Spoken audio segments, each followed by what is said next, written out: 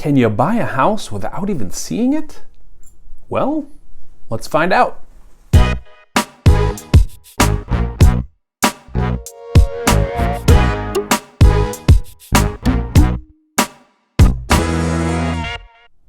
everyone, welcome to Minneapolis Living. I'm Nick Sundahl with Aikta Homes of Keller Williams Classic Realty Northwest. We're going to get right into buying during this global pandemic, more specifically here in the Twin Cities of Minneapolis and St. Paul. But first, please hit the subscribe button. While you're there, ring the bell so you're alerted every time I upload a new video on Tuesdays and Fridays. The coronavirus pandemic has put a strain on many industries.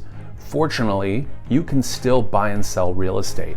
That's because here in the state of Minnesota, the governor has deemed real estate and real estate services as an essential service. So if you were in the process of buying and selling before we had the stay-at-home order, well now you can continue that or even start now. So what does it look like when buying a house as it sits right now in today's world? Well, it hasn't changed really all that much. 92% of buyers have already started their search online.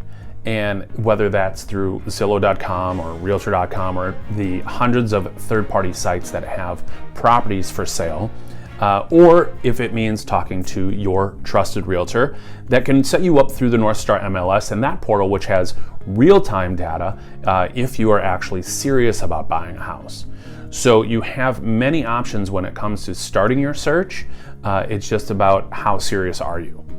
Now, the process of buying a house in terms of the steps that you're going to take to do it really haven't varied all that much. It's just about how you're going to go about finding the right house. You're still going to find a trusted lender to borrow money from.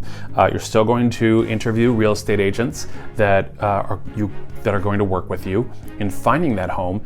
You're still going to find the right inspector and work with the title company that you want to work with. But ultimately, how do we find the house? And the first thing we do is set you up on that portal to get you real-time data of homes that are available that fit your wants and needs within the budgets that you have. So once we start doing that, you want to have serious conversations about what you really don't want and what are deal breakers that you have to have.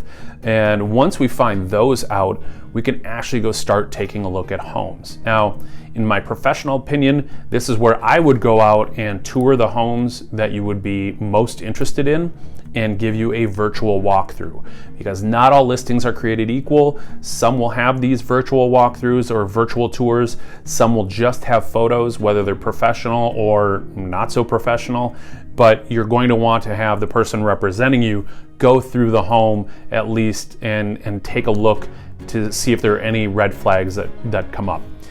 Once we were to find a couple of top players, whether that's finalists, if you will, that's when you and I would go out and take a look at the home in a physical way. So, but that also means wearing booties and gloves and bringing sanitary wipes and probably wearing masks.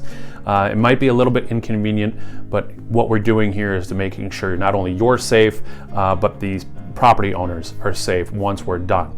So that is probably the biggest hurdle when looking for a house, because from there on, everything else is virtual.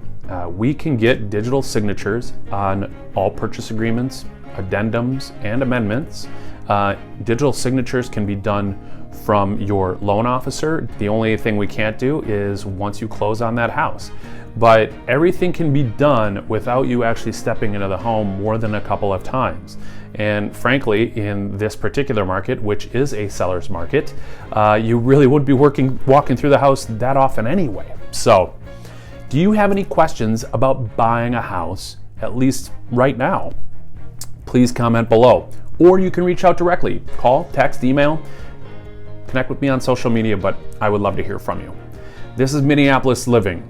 Please stay safe, please stay healthy, and I'll see you next time.